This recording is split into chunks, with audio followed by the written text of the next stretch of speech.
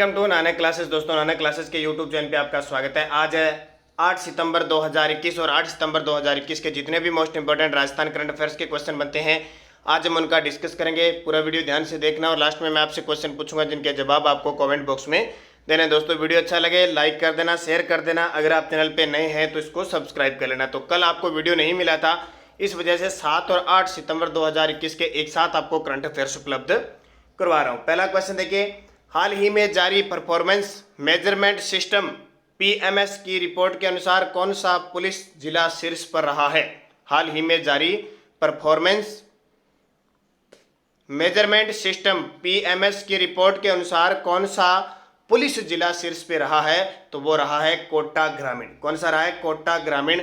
अब ये पुलिस जिला कोटा जिला नहीं है, ध्यान रखना। राजस्थान को अलग अलग, राजस्थान के पुलिस विभाग को अलग अलग पुलिस जिला विभागों में बांटा गया है। तो देखिए, मेजरमेंट सिस्टम पीएमएससी की रिपोर्ट के अनुसार कोटा ग्रामीण पुलिस जिला शीर्ष पर रहा है और दूसरा स्थान किसका रहा है? उदयपुर का रहा है। ध्यान रखना, हमारे राजस्थान में पुलिस जिले पूछे तो 46 है, ठीक है। पुलिस जिले पूछे तो कितने हैं? वैसे हमारे राजस्थान में जिले 33 है, लेकिन पुलिस जिले पूछे, पुलिस जिलों को बांटा गया है अलग अलग, तो वो 46 है। उसमें ये रिपोर्ट जारी की गई। इस रिपोर्ट के अंदर जो कोटा ग्रामीण है वो टॉप पे रहा है, ये ध्यान रखना।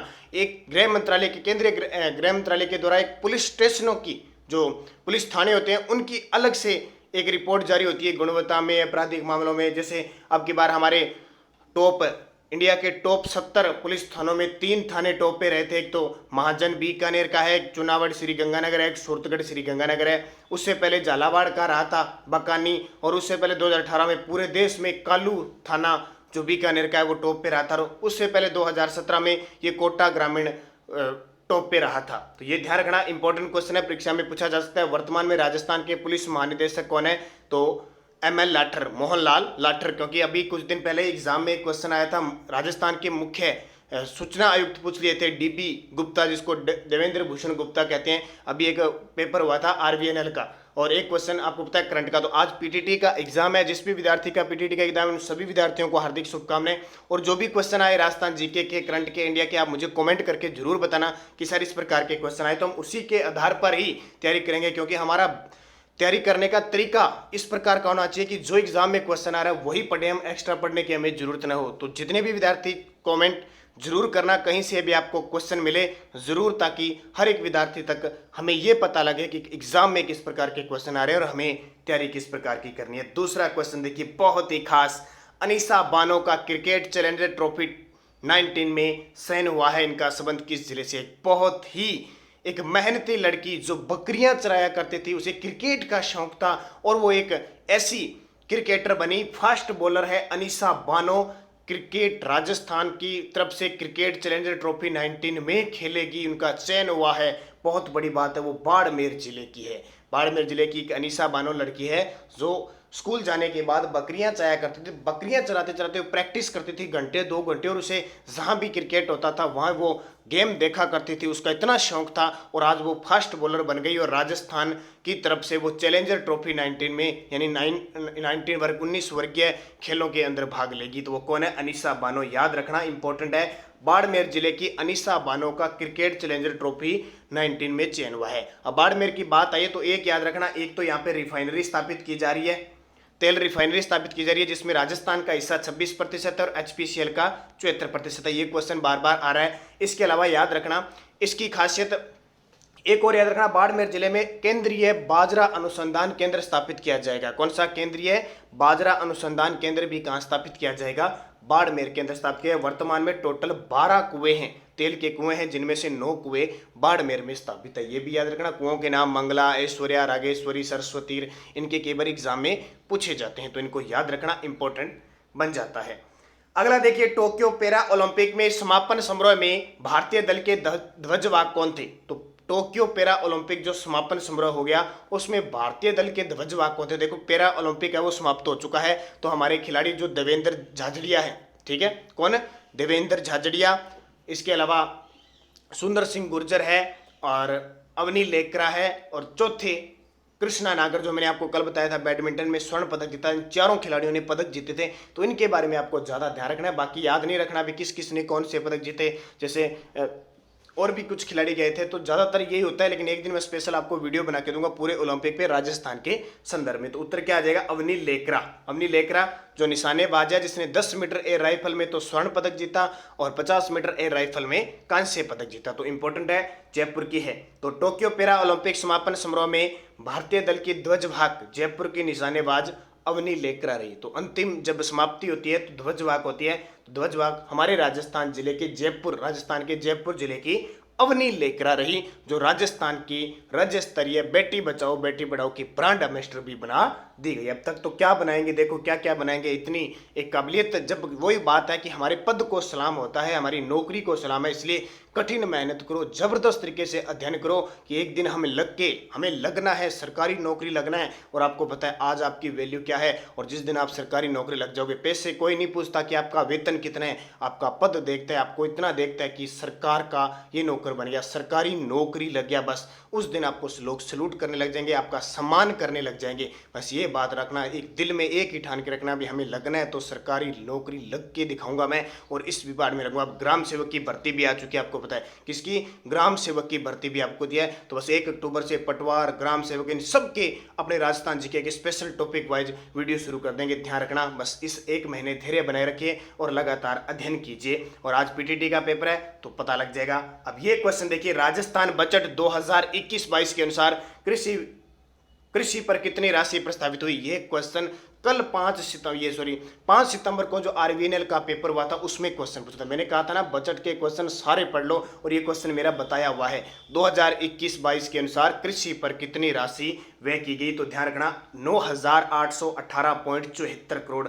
सारे के सारे मैंने डिटेल बता दिया। ताज़ा मैंने बजट का क्वेश्चन भी डाल दिया। जिस विद्यार्थी ने नहीं देखा, बार बार कह रहा हूँ देख लेना। और कल मैंने टेलीग्राम पे आपको 6 महीने के और वो वीडियो डाले, वो जरूर देखना। आप टेलीग्राम पे लिंक डाल दूंगा आपको। टेलीग्राम पे Nanak classes Rajasthan current affairs नाम से ग्रुप है, ज्वाइन कीजिए। 15,000 प्लस विद्यार्थी है उसमें, तो ज्वाइन कर लें। और अभी इस वीडियो के बाद आपको टेलीग्राम पे बजट का लिंक मिल जाएगा, वो जरूर देखना। जो भी विद्यार्थी आगे एग्जाम देने जा रहा है पक्का क्वेश्चन आएगा। तो 9818.74 करोड़। अब मैं सारा डिटेल बता देता हूं।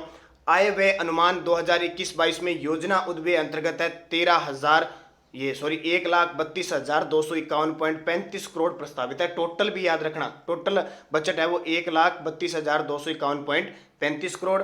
अब इसमें सारे देखो, सामाजिक व सामुदायिक सेवा में है सबसे ज्यादा, लगभग 52.1%, सबसे ज्यादा है 69,026.26 करोड़। आने वाले पेपरों में ये क्वेश्चन पूछा जाएगा और यहाँ डिटेल बता रहा हूं मैं। विद्युत के अंदर 18,946.23 करोड़, ग्रामीण विकास में 15,935.19 करोड़, कृषि से संबंधित है 9,818.74 करोड़, और उद्योग व खनिज से संबंधित है 1,196.15 करोड़। इस क्वेश्चन को बढ़िया तरीके से याद करना। मुख्यमंत्री अशोक गहलोत ने 24 फरवरी 2021 को यह बजट पास किया था। यहां से डेफिनेटली क्वेश्चन पूछेगा, इसके आंकड़े बढ़िया तरीके से याद रखना भाई। अगला देखिए, ये क्वेश्चन इसलिए मैंने डाला क्योंकि सितंबर और अक्टूबर माह में इतनी भर्तियां, इतने पेपर हैं कि यहां से क्वेश्चन आ रहे हैं बार बार। याद करना, ये 2 क्वेश्चन मैं रोज के 1 या 2 क्वेश्चन लेके आ रहा हूं। जो भी विकास कार्यक्रम है ना राजस्थान के, वो सारे क्लियर होंगे। मरु विकास कार्यक्रम डीडीपी कार्यक्रम का प्रारंभ कब से किया गया? मरु विकास कार्यक्रम, जिसको हम कहते हैं डीडीपी कार्यक्रम, का प्रारंभ कब से किया गया? 1977-78 से। बहुत ही इंपॉर्टेंट है, इसको अच्छे तरीके से पढ़ लेना। मैं बार बार कह रहा हूं, मैं जिस क्वेश्चन पे फोकस दे रहा हूं इसका मतलब वो हमेशा आता रहता है क्वेश्चन, और वहां से पूछा जाता है। ये क्वेश्चन आते रहते हैं। मरु विकास कार्यक्रम, जिसको शॉर्टकट में कहते हैं डीडीपी, 1977-78 में लागू हुआ। पूरी कहानी बता देता हूं आज मैं। प्रारंभ हुआ 1977-78 में। वित्त पोषण में केंद्र और राज्य का अनुपात 75-25 है। अभी पहले 100% केंद्र प्रवर्तित था, वर्तमान में पूछे तो 75-25 है। 75 केंद्र सरकार का, 25 राजस्थान सरकार का। फिर आपसे इसमें क्वेश्चन पूछा जाएगा कि कितने जिलों में है? 16 जिलों में। अभी मरु विकास कार्यक्रम 16 जिलों में है। कितने विकास खंडों में संचालित है? 85 विकास खंडों में। क्योंकि अगर डीपली क्वेश्चन आएगा तो मरु विकास कार्यक्रम के बारे में असत्य बताइए, सत्य बताइए, ऐसे आएगा। संचालित इसका उद्देश्य क्या है? मरुस्थलीय प्रसार को रोकना। जाहिर सी बात है, नाम से पता लग रहा है। अब देखिए, प्रभावित क्षेत्रों में पारिस्थितिकी संतुलन बनाए रखना, प्रभावित जहां क्षेत्र है वहां भूमि की उत्पादकता और जल संसाधनों में वृद्धि करना। अब इस कार्य में शामिल क्या क्या, देखो इस कार्यक्रम में शामिल क्या क्या है। तो नंबर 1 देखिए, कृषि वनिकी का विकास करना, पशुपालन व भेड़ पालन का विकास करना, पशुओं के लिए पेयजल पूर्ति की व्यवस्था करना, लघु सिंचाई, ग्रामीण विद्युतीकरण, और जल संसाधनों का विकास व आर्द्रता संरक्षण और बलुई मिट्टी के टीलों के स्थिरीकरण का कार्यक्रम। बलुई मिट्टी है ना, जो रेतीली मिट्टी इधर से उधर चली जाती है साधारणतः, आपको पता है राजस्थान में सबसे ज्यादा जो मिट्टी का अपरदन होता है वो वायु से होता है, हवा से होता है, इन बालू रेतों का होता है। तो ये याद रखना क्वेश्चन मैंने इसलिए इंपॉर्टेंट दिया। क्या क्या याद रखोगे? मरु विकास कार्यक्रम 1977-78 में शुरू हुआ, वित्त पोषित, केंद्र सरकार का 25, राज्य सरकार का, केंद्र सरकार का 75, राज्य सरकार का 25, कार्यक्रम 16 जिलों में चल रहा है, 85 विकास खंडों में संचालित है। और जहां जहां जिन जिन 16 जिलों के 85 विकास खंडों में चल रहा है उनका ये टारगेट है कि इन इन चीजों का विकास करना। तो ये चीजें भी आपसे पूछी जा सकती है, साथ की साथ मैंने बता दी। एक क्वेश्चन और याद रखना, ये बहुत इंपॉर्टेंट है, अरावली विकास कार्यक्रम की शुरुआत किस वर्ष से होती है? आपको भी पता है कितने इंपॉर्टेंट है। अगले 5-10 दिनों में मैं जो भी है ना 2-2 लेके आपको सारी क्लियर करा दूंगा। अरावली विकास कार्यक्रम की शुरुआत किस वर्ष से हुई? 1974-75 में। कब है? 1974-75 में अरावली विकास कार्यक्रम की शुरुआत हुई। तो यहां देख सकते हो अरावली विकास कार्यक्रम 1974-75 में ये 16 जिलों के 120 विकास खंडों में चलता है। वो 16 जिले के 85 विकास खंडों में है और ये 16 जिले के 120 खंडों में संचालित। ढंग से पढ़ लेना, लिख लो, एक 16 जिलों के 120 विकास खंड, 16 जिलों के 120 विकास खंड पेपर में आते ही आते हैं। 1974-75 अरावली वृक्षारोपण योजना 1992-93 को राज्य के 10 जिलों में संचालित है। ठीक है, वो तो क्या है? अरावली विकास योजना। कौन सी है? अरावली विकास योजना कार्यक्रम है 1974-75 में। इसी के तहत एक योजना चलाई गई है अरावली वृक्षारोपण योजना 1992-93 को, ये 10 जिलों में संचालित है। दोनों याद रखना, अरावली वृक्षारोपण योजना 1992-93 को राज्य के 10 जिलों में संचालित है। अलवर, सीकर, झुंझुनू, नागौर, जयपुर, पाली, सिरोही, उदयपुर, चित्तौड़गढ़, बांसवाड़ा, ये 10 जिलों में संचालित है। उद्देश्य, इस परियोजना का उद्देश्य है मरुस्थल प्रसार पर नियंत्रण। जो उधर से अरावली की तरफ मरुस्थल फैल रहा है ना, उसके प्रसार को कम करना और पर्वतीय क्षेत्रों को, किसको? पर्वतीय क्षेत्रों को वृक्षाच्छित करना, यानी वृक्ष लगा के पूरा एकदम वृक्ष ही वृक्ष कर देने। वन्य जीव अभ्यारण्यों में पारिस्थितिकी पर्यावरण में सुधार करना, भी जहां पेड़ पौधे होंगे वहां वन्य जीव रहेंगे, अभ्यारण्य होते हैं। यह कार्यक्रम, ये बात ध्यान रखना, यह कार्यक्रम जापान के ओवरसीज इकोनॉमिक कोऑपरेशन फंड की सहायता से चलाया जा रहा है। ये क्वेश्चन पूछा जा सकता है। अरावली वृक्षारोपण जो योजना है वो किसके देश से, किसके सहयोग से चल रही है? जापान के सहयोग से। जापान के ओवरसीज इकोनॉमिक कोऑपरेशन फंड है, उसकी सहायता से चलाया जा रहा है। तो ये दोनों क्वेश्चन इतने इंपॉर्टेंट है कि परीक्षा में पूछे, हर साल पूछे जाते हैं। ऐसे नहीं कि करंट के जब से इनकी स्थापना हुई तब से पेपर में पूछे जा रहे हैं।